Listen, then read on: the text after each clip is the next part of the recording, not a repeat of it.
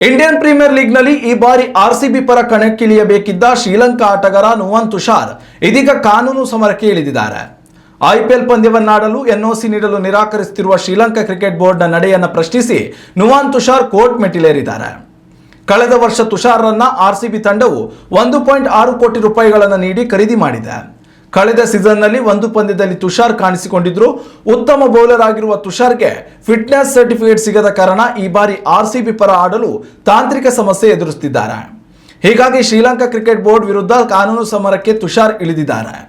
ಸದ್ಯ ತುಷಾರ್ ಫಿಟ್ನೆಸ್ ಪರೀಕ್ಷೆಯಲ್ಲಿ ಉತ್ತೀರ್ಣರಾಗಿಲ್ಲ ಎಂಬ ಕಾರಣ ನೀಡುತ್ತಿರುವ ಶ್ರೀಲಂಕಾ ಕ್ರಿಕೆಟ್ ಬೋರ್ಡ್ ಅವರಿಗೆ ಎನ್ಒಸಿ ನೀಡಲು ನಿರಾಕರಿಸಿದೆ. ತಮಗೆ ತಕ್ಷಣವೇ ಎನ್ಒಸಿ ನೀಡುವಂತೆ ಮಂಡಳಿಗೆ ನಿರ್ದೇಶಿಸಬೇಕೆಂದು ತುಷಾರ್ ನ್ಯಾಯಾಲಯವನ್ನ ಕೋರಿದ್ದಾರೆ. ಅಲ್ಲದೆ ತಾವು ಇನ್ಮುಂದೆ ಶ್ರೀಲಂಕಾ ತಂಡದ ಪರವಾಗಿ ಆಡುವುದಿಲ್ಲ ಎಂಬುದನ್ನು ಅರ್ಜಿಯಲ್ಲಿ ತುಷಾರ್ ನಮೂದಿಸಿದ್ದಾರೆ. ಕೊಲಂಬೋ ಜಿಲ್ಲಾ ನ್ಯಾಯಾಲಯವು ಈ ಅರ್ಜಿಯ ವಿಚಾರಣೆಯನ್ನ ಏಪ್ರಿಲ್ 9ಕ್ಕೆ ನಿಗದಿಪಡಿಸಿದೆ. ಉತ್ತಮ ಸಂಸ್ಕಾರಯುತ ಶಿಕ್ಷಣದೊಂದಿಗೆ VSS English medium CBSE school Udupi Muddur. ನರ್ಸರಿಯಿಂದ 10ನೇ ತರಗತಿವರೆಗೆ ಶಿಕ್ಷಣದ ಜೊತೆಗೆ 5ರಿಂದ 10ನೇ ತರಗತಿವರೆಗಿನ ವಿದ್ಯಾರ್ಥಿನಿಯರಿಗೆ ಉತ್ತಮ ಹಾಸ್ಟೆಲ್ ಸೌಲಭ್ಯವೂ ಇದೆ. ನಿಮ್ಮ ಮಕ್ಕಳ ಪ್ರವೇಶಾತಿಗಾಗಿ ಈ ಸಂಖ್ಯೆಗೆ ಕರೆ ಮಾಡಿ.